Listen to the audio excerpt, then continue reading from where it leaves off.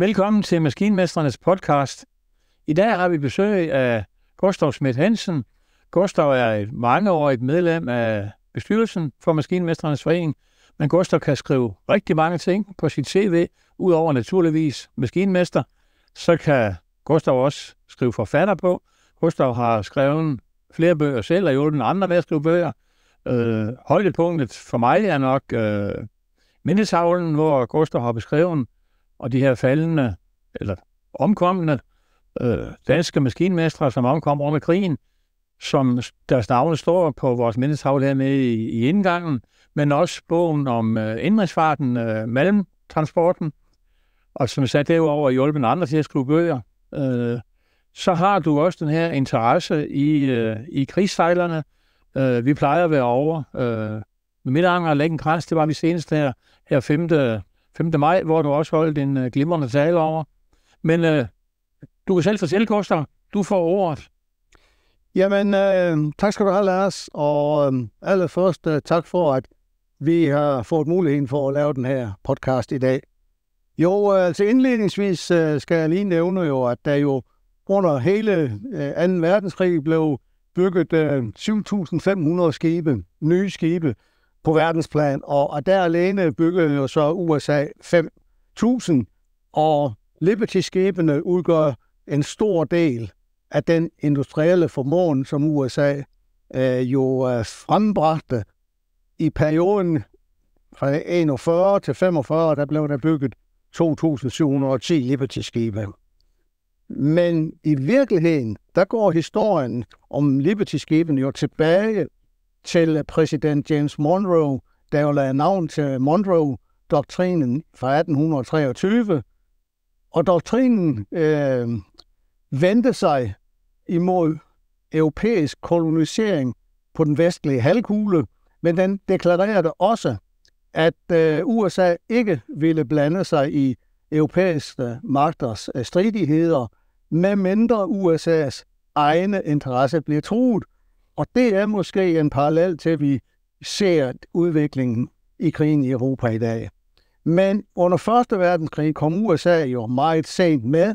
Det skete først i april 1917, da USA følte sig truet af det tyske kejserimperium.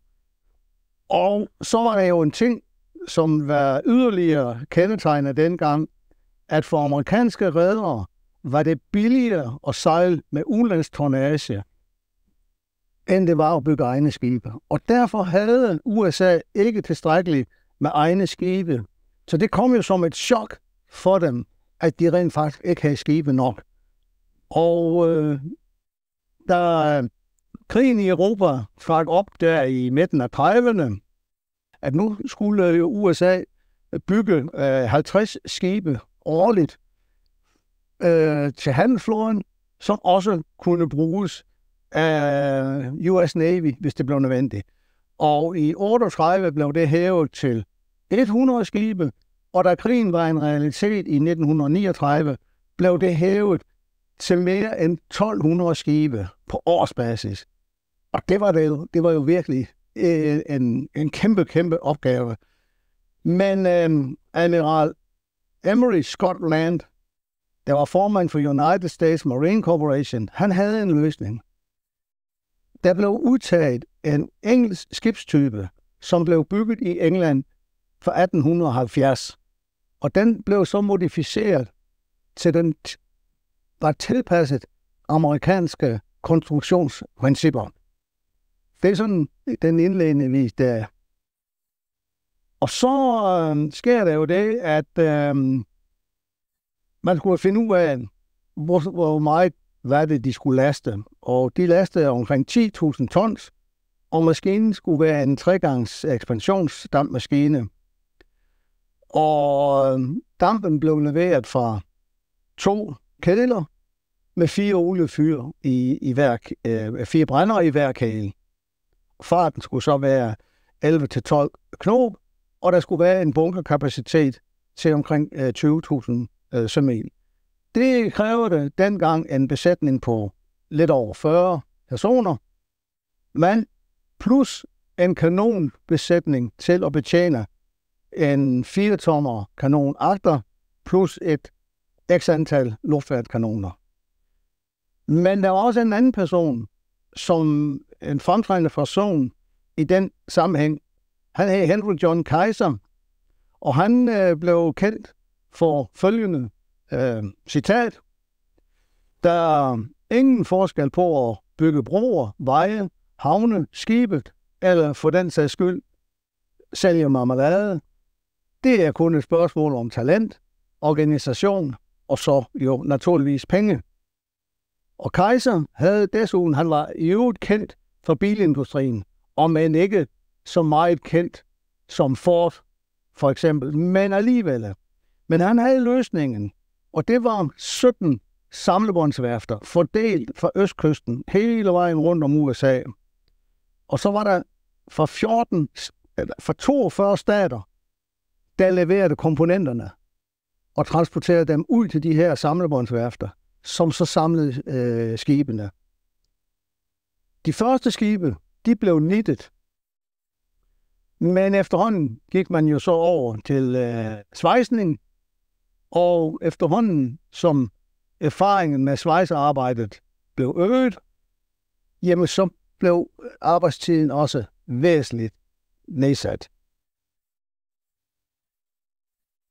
Man kan sige, Gustav, det var den måde, de ligesom byggede produktionskapaciteten op på. I dag har vi jo kigget også ind i, at for eksempel vindmøller, produktionen af dem skal industrialiseres, og det gjorde man også der, men der er også en snak om, at vi skal have bygget en hel del nye skib til søværnet herhjemme, og for nogle dage siden, der var der stor juhu over det, nu skal vi bygge alle de her skibe. Siden er der begyndt at komme lidt kritiske røster. Kan vi nu det, og hvordan skal vi bære os ad? Ser du egentlig nogle paralleller til, at man kunne trække på nogle erfaringer fra den gang? Vi har ikke krigsøkonomi i Danmark i øjeblikket, men kan du se nogle?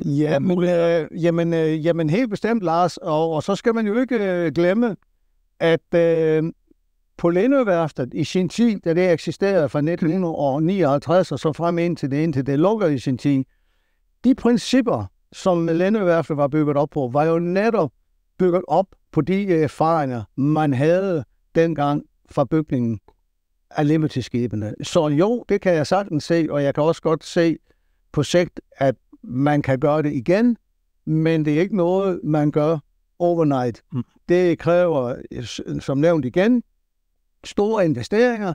Det kræver en meget, meget stor arbejdskraft. Det var jo sådan, at på de her værfter til sammen, der var der jo ansat mere end 700.000 arbejdere. Og nogle af værfterne, et enkelt værft, havde for eksempel 35.000 mand i arbejde. Og på grund af krigsøkonomien, der var i det, og på grund af, at man jo manglede manpower alle mulige steder i militæret, jamen så indgik kvinder som en stor del af arbejdsstyrken. Omkring 150.000 eksempelvis. Og som et kuriosum kan siges, at det var jo ikke lang tid inden, så fik de jo nogle kælenavne, og de blev jo blandt andet kaldt for Rosie the Riveter and Wendy the Welder. Med henvisning til, at skibene jo blev dels knittet og dels svejset. Men skibene havde faktisk et meget dårligt ry i begyndelsen. De blev ofte kaldt kickstorser, og Time Magazine skrev på et tidspunkt, at kaldte dem The Ugly Duckling. Det citat er fejlagtigt blevet tillagt præsident Roosevelt, men det var altså Time Magazine, der fremførte det. Roosevelt havde betænkeligheder ved de her skibe, men de blev aldrig nogensinde luftet offentligt. Men de her store tab, der var på Nordatlanten, ubådskrigen, der var det absolut nødvendigt at bevare den her skibstransport til England, for ikke at udsulte England. Og de skulle erstattes gennem masseproduktion, uanset prisen, og det blev de. I den 27. september 1941, der løb det første skib af stablen, og det blev kaldt, eller døbt, Patrick Henry, efter en helt fra uafhængighedskrigen. Patrick Henrys valgsprog, det var, give me liberty, or give me death. Til det tilføjede Roosevelt ved stabelafløbningen, at denne skibstype ville give friheden til Europa på sigt. Og dermed var legenden om Liberty-skibene født. Og den 27. september blev efterfølgende også udnævnt til at være Liberty Fleet Day. Så man kan måske godt næsten sige, at det var en meget væsentlig årsag til, at krigen faldt ud, som den gjorde, at man kunne blive ved med at levere forsyninger vel til England, men vel også senere til Rusland. Helt sikkert. Helt sikkert. Og betydningen, den var jo kæmpestor. Så først og fremmest var det jo England, der var ved at blive udsultet der i 41. Men fra 41 begyndte man også de her store konvojer rundt til Murmansk og Arkhangelsk og forsyne Sovjetunionen med alle mulige krigsmateriel og fødevarer og alt muligt. Og det var sådan, at rigtig mange danske søfolk, også vores egne kollegaer som maskinmestre, sejlede med de her skibe. Fordi det var stor prestige at sejle med skibene. Lønnen var bedre på de her skibe, end den var på almindelige handelsskibe. Og så fik man et ekstra Liberty-tillæg, der blev kaldt, og ekstra krigstillæg. Og så er det også den her, jeg har ikke kaldt det myte, for det var jo faktisk rent faktisk tilfældet, men et af skibene, Robert E. Peary, blev bygget på 4 dage og 15,5 timer. Blev det så søsat derefter.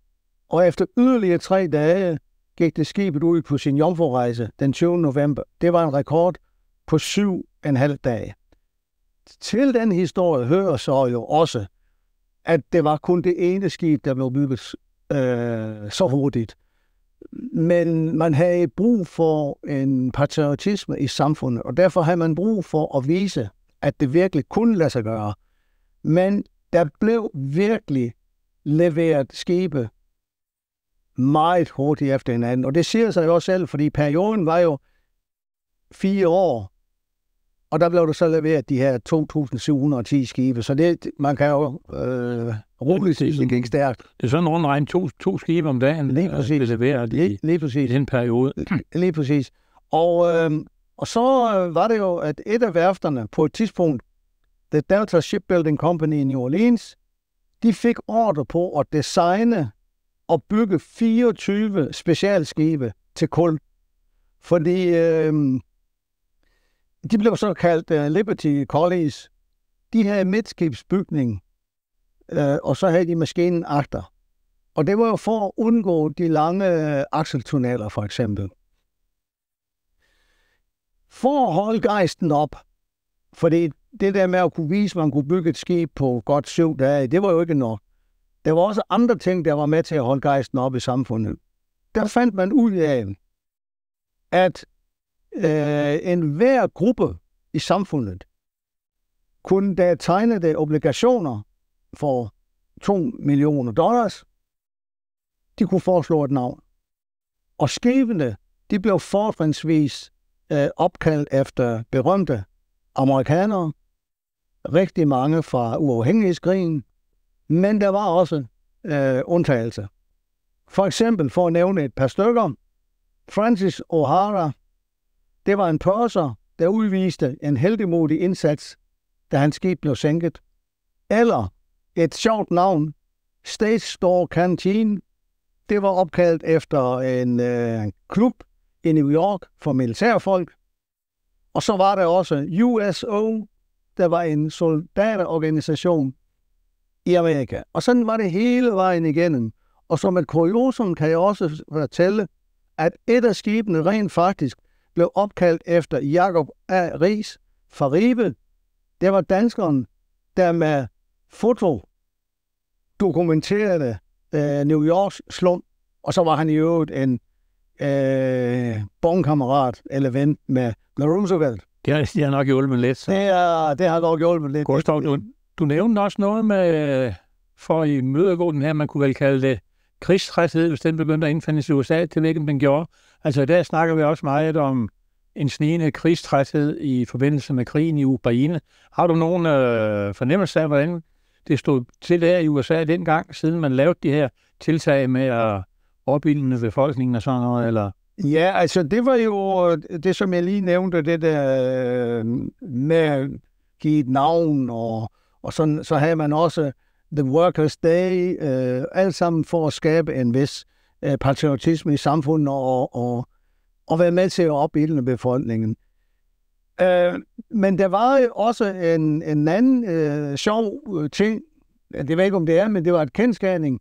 Det var, at folk, der meldte sig selv til at sejle med de her Liberty-skibe, udover at de fik ekstra hyre for det, så var de også fritaget for at blive indkaldt til hæren. Og det er jo også tale om, at de blev jo, som jeg nævnte før, kaldt kickstores, og de havde et dårligt udseende, og påstanden var, at de var dårligt udført, hvilket de overhovedet ikke var, fordi man måske havde en idé om, at de havde kun 2 eller 3 rejser. Men Liberty-skiben, de blev så kun leveret til amerikanske? Nej, det gør de ikke. Der blev leveret hovedsageligt til amerikanske rederier. Ja, det er korrekt. Ja. Hovedsageligt til amerikanske rederier. Men der blev også leveret 200 til England for eksempel, og så fik Norge også 12 skibe af de her. Og det gjorde Norge jo i modsætning til Danmark, fordi Norge havde jo deres eksilregering og deres eget rederi i England, så det kunne de jo købe den vej fra. Men der var jo rigtig mange danske søfolk, der rent faktisk sejlede med dem. Helt bestemt, det var det.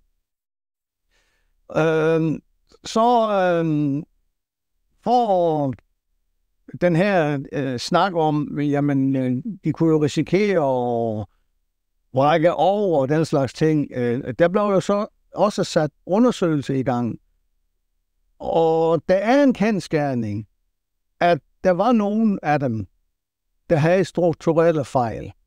Og nogle af undersøgelsen gik jo ud på at finde ud af, hvor lå de henne. Fordi det, man opdagede, det var, at nye svejsemetoder eller manglende erfaring godt kunne risikere at give nogle svejsninger, som ikke var gode.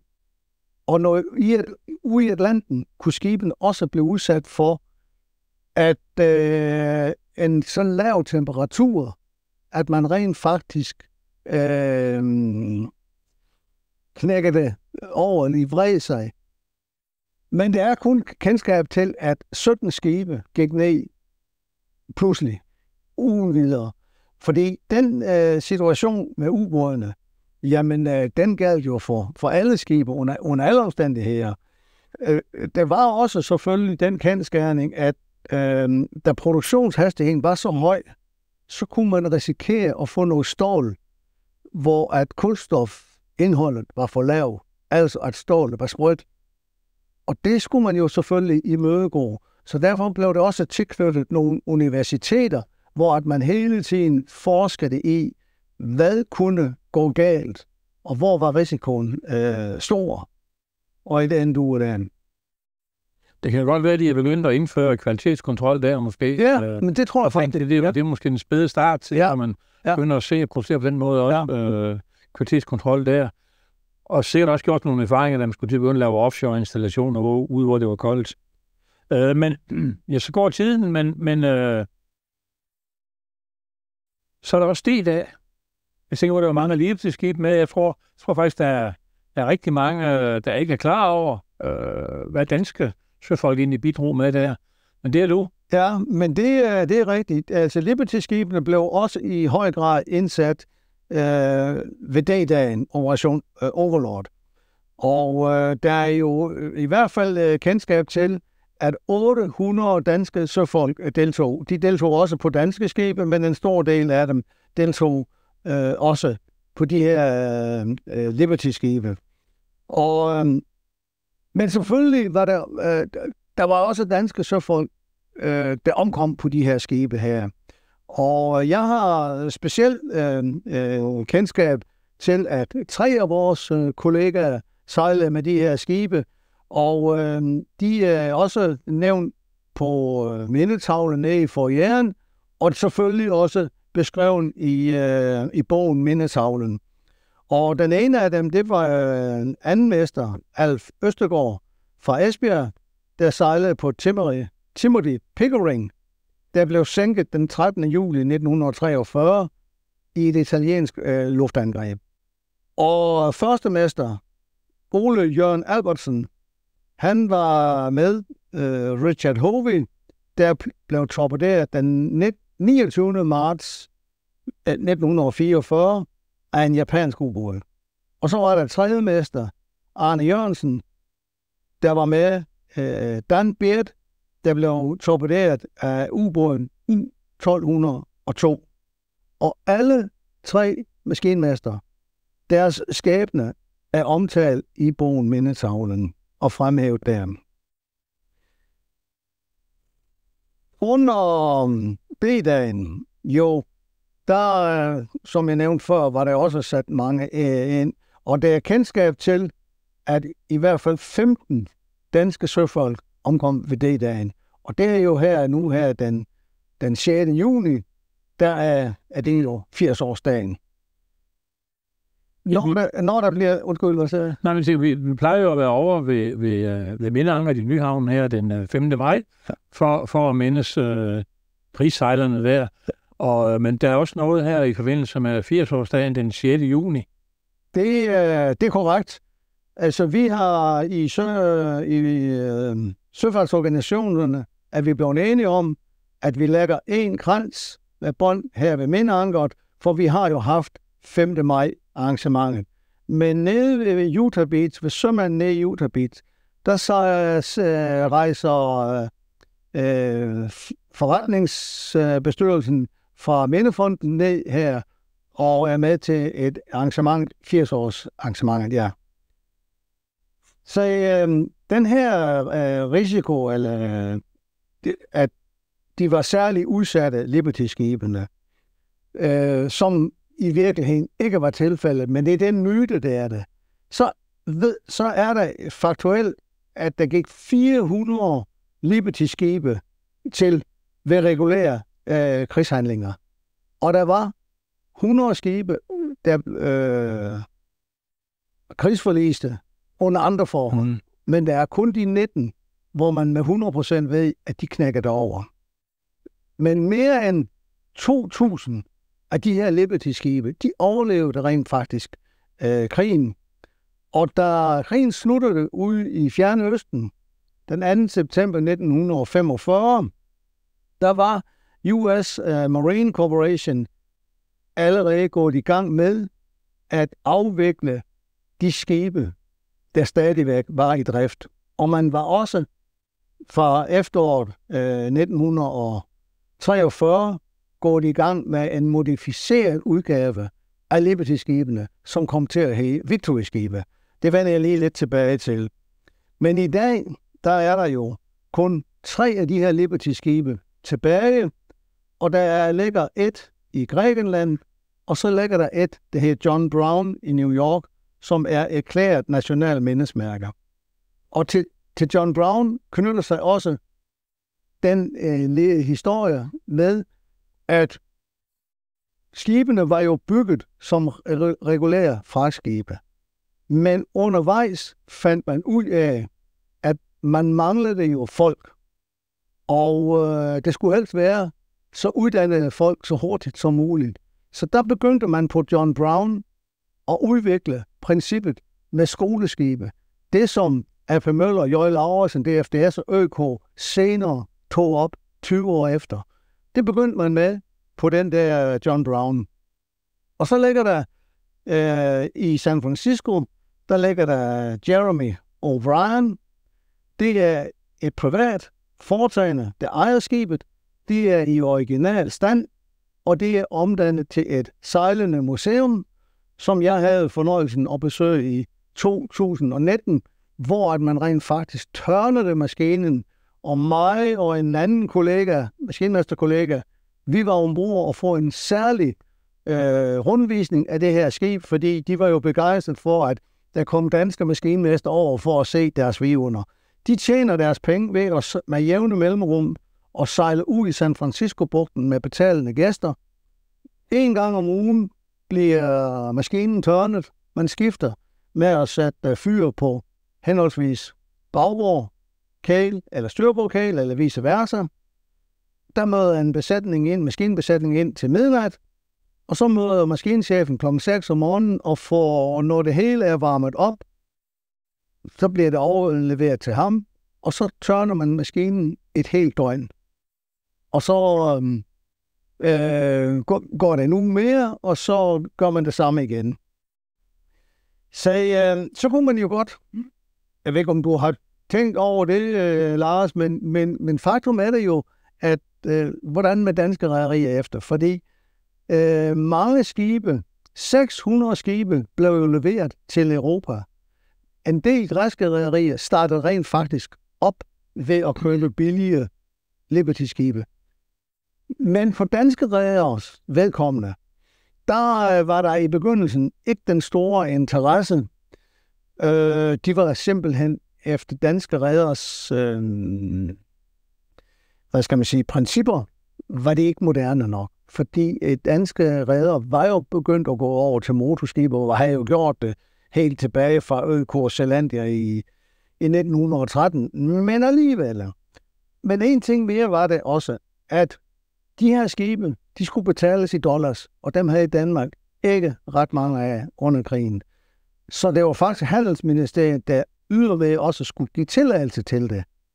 Og i begyndelsen, det ændrede sig så ved vinteren der i 46-47, en meget hård vinter, at så havde man brug for noget kul til industrien. Der blev der givet tilladelse til, at der kunne indkøbes 9 Liberty-skibe. På betingelsen af, at den allerførste rejse fra USA til Danmark, den skulle være med kul. Og så skulle der foretages 6-8 rejser med enten kul eller med korn indimellem, hvor at rederierne så efterfølgende kunne disponere over skibene. Og AP Møller eksempelvis, de startede med at købe 2 Liberty-skibe, som blev fulgt op af 3 Victory-skibe. Og Victory-skibene, det var faktisk i kapacitet, var det mindre skibe end de andre, fordi de lastede kun omkring 8.000 tons. Men det var jo turbineskibe.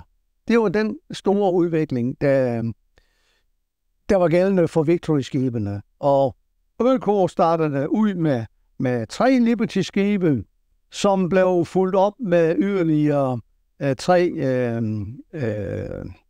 Victory-skibe med dampturbiner. Laursen, de havde 1 Liberty-skib og købte efterfølgende 5 Victory-skibe. Og DFDS havde så 2 Liberty-skibe, og Dansk Fransk havde 1 skib.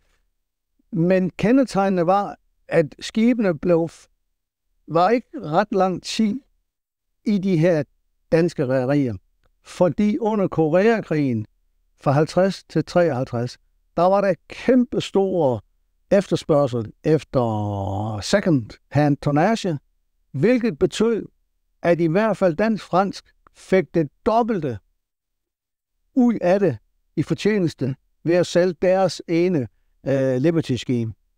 Men ydermere så er det jo også et kuriosum, at Kurt Carlsens berømte skib Flying Enterprise, der sank der i Atlanten den 10.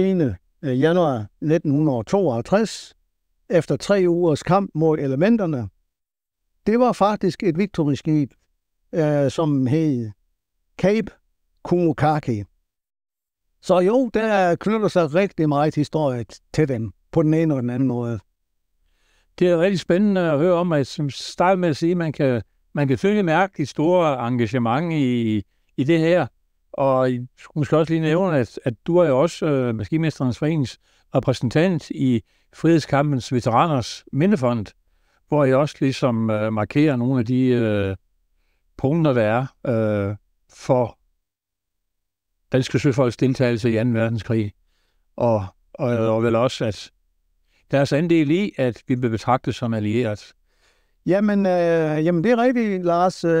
Jeg havde den store ære at blive foreslået til bestyrelsen i dagligtale her i Mindefonden, og det blev jeg foreslået til at træde ind i bestyrelsen i 2022, kvad min store interesse for at formidle det her budskab, og så selvfølgelig fastholde historien om de danske søfolks indsats under krigen. Fordi faktum var, at vi skulle jo først 40 år efter krigen, blev Danmark medregnet som allieret. Og det var på baggrund af de danske søfolks indsats under krigen. Men vi skulle helt frem til 1984, der skete. Og derfor så fra 2014, der var Maskinmesternes Forening så også involveret sammen med de andre organisationer, og det var så en opgave, der blev lagt på mig, at være med til en henvendelse til Folketinget om at få, i første omgang var der tale om en flagdag, men det ændrede sig så til, at det skulle være et monument opstillet ude i Mindelunden. Og det blev det så den 29. august 2017. Og som der var en ældre krigssejler, som deltog i 1984, hvor der blev sagt, at det var jo så første gang, at han overhovedet var med til at højtideligholde ved D-dagen, hvorefter at der blev svaret til ham, at this was about time. Og det var så ligesom det samme, kan man sige, for der i 2017, da monumentet blev afsløret af den daværende dronning Margrethe i øvrigt, der var der kun 3 danske krigssejlere tilbage.